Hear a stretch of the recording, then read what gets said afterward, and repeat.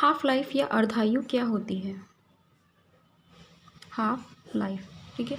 अर्धायु किसे कहते हैं? किसी रेडियो एक्टिव पदार्थ की अर्धायु वह समय है जिसमें वो रेडियो एक्टिव पदार्थ अपनी प्रारंभिक मात्रा का आधा रह जाता है, ठीक है। उसे उस रेडियो एक्टिव पदार्थ की अर्धायु कहते हैं। एग्जाम्पल के लिए यूरेनियम की जो अर्धायु होती है वो 4.5 इंटू 10⁹ वर्ष होती है, यानी इतने समय में यूरेनियम अपनी प्रारंभिक मात्रा का आधा रह जाता है, ठीक है। दूसरी चीज़ देखिए,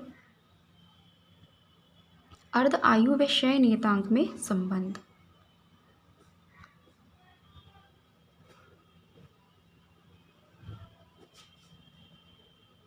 अर्धायु व क्षय नियतांक में संबंध, relation between half life and decay constant. तो क्या होता है? n equals to n0 e⁻ -λ t, n equals to n0 e⁻ -λt।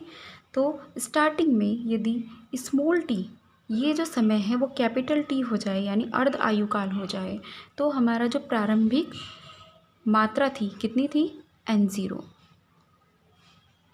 तो ये कितनी हो जाएगी? n0/2। स्मॉल n हो जाएगा n0/2, यानी अपनी पहली मात्रा का आधा रह जाएगा यदि स्मॉल t कैपिटल T हो जाता है। तो वैल्यूज़ पुट करिए, n की वैल्यू रख देंगे n0/2, n0 e⁻ λ capital T। यहाँ n0 से n0 कैंसिल हो जाएगा, तो e⁻ λt equals to 1/2। e⁻λt inverse कर लिया इसका, तो इसका भी इन्वर्स हो जाएगा 2। इसका क्या कर लेंगे? लॉग लेंगे, taking logarithm from both sides. तो λt log e और इसका बेस होता है e, ठीक है। log e base e equals to log 2।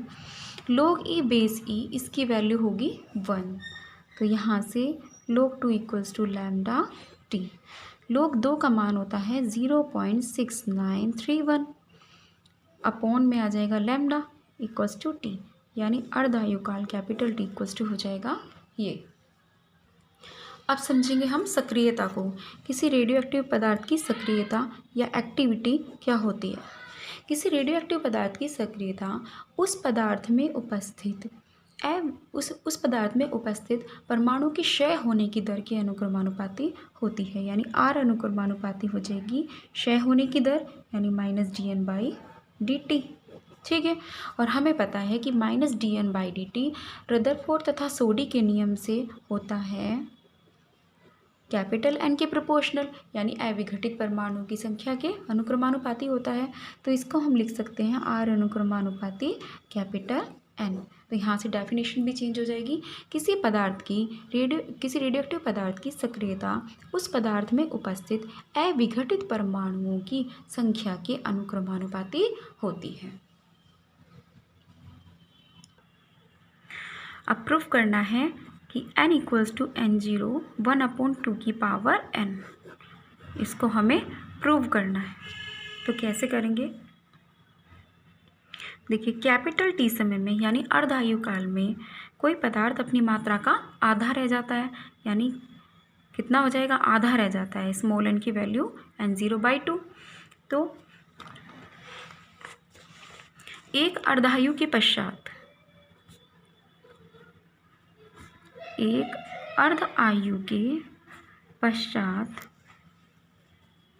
क्या हो जाएगा?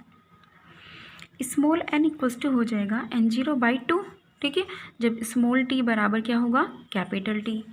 अब दूसरे के लिए दो अर्ध आयुओं के पश्चात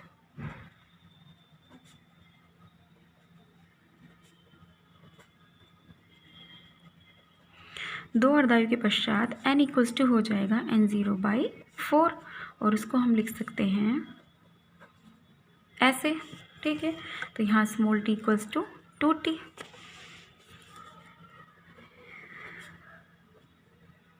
सेम ऐसे ही 3 अर्ध आयुओं के पश्चात,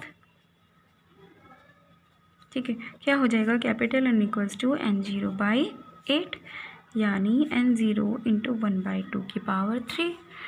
और यहाँ समय कितना है, स्मॉल t = 3t।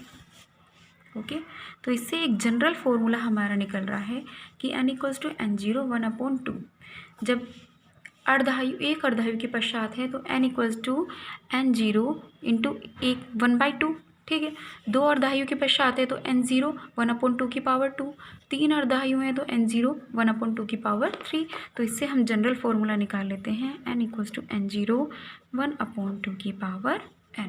ओके, ये निकल गया। और यहाँ अर्ध आयुओं की संख्या यानी स्मॉल n = हो जाएगी स्मॉल t बटे कैपिटल टी। देखिए यहाँ कैसे निकाला हमने, देखिए ये क्या है 2 अर्धायु की संख्या यानी 2 अर्धायु के पश्चात, तो ये वेरी कर रहा है, 2 के बाद 3 हो गया, उससे पहले 1 था, है ना। तो अर्धायुओं की संख्या स्मॉल n = हो जाएगी स्मॉल t अपॉन में कैपिटल टी। तो यहाँ से ये फॉर्मूला हमारा आ गया। अब यहाँ से r = r0 1/2 की पावर n, एक फॉर्मूला हमारा ये बन जाता है।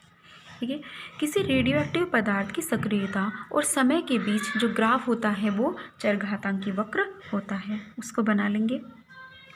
ये कोई रेडियोएक्टिव पदार्थ की सक्रियता है यहाँ, और यहाँ समय है।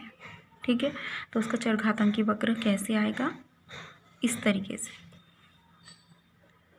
यानी पहले पदार्थ की मात्रा सबसे ज़्यादा थी, अविघटित परमाणुओं की संख्या। ठीक है, यह है अविघटित परमाणुओं की संख्या।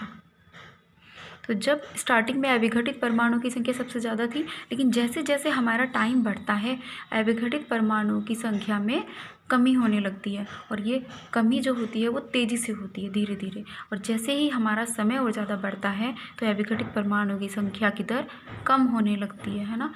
इसीलिए कोई भी जो रेडियोएक्टिव पदार्थ है वो अनंत पूर्ण विघटन उसका अनंत समय में होता है। ये नहीं पता होता कि कौन सा नाभिक कब क्षय होगा, ये कोई निश्चित नहीं है। और कोई परमाणु पहले विघटित हो जाता है और किसी परमाणु का नाभिक बाद में भी विघटित होता है। तो अविघटित परमाणु की संख्या और समय के बीच चरघातांकी वक्र होता है। किसी रेडियोएक्टिव पदार्थ की सक्रियता के मात्रक, तो सक्रियता के मात्रक क्या होते हैं, एक होता है बैकुरेल, एक होता है क्यूरी और रदरफोर्ड। रेडियोएक्टिव पदार्थ की सक्रियता का जो एसआई मात्रक होता है, कौन सा भाई, एसआई मात्रक यानी इंटरनेशनल सिस्टम ऑफ यूनिट, तो एसआई मात्रक हो जाएगा बैकुरेल। एक बैकुरेल किसे कहते हैं, यदि किसी रेडियोएक्टिव पदार्थ से एक विघटन पर सेकंड होता है, यानी 1 सेकंड में केवल 1 विघटन होता है, तो इससे रेडियोएक्टिव पदार्थ की सक्रियता कितनी हो जाएगी, 1 बैकुरेल। किसके बराबर होगा, बैकुरेल। दूसरा क्या है, क्यूरी। यदि किसी रेडियोएक्टिव पदार्थ से 3.7 × 10⁻10 इतने विघटन पर सेकंड होते हैं तो उस पदार्थ का मात्रक क्यूरी होता है। ठीक, फिर आइए रदरफोर्ड पे। यदि किसी रेडियोएक्टिव पदार्थ में विघटन की दर 10⁻6 विघटन पर सेकंड होती है तो उस पदार्थ का जो मात्रक होगा वो रदरफोर्ड होता है, यानी 1 रदरफोर्ड = 10⁻6 विघटन पर सेकंड। ओके।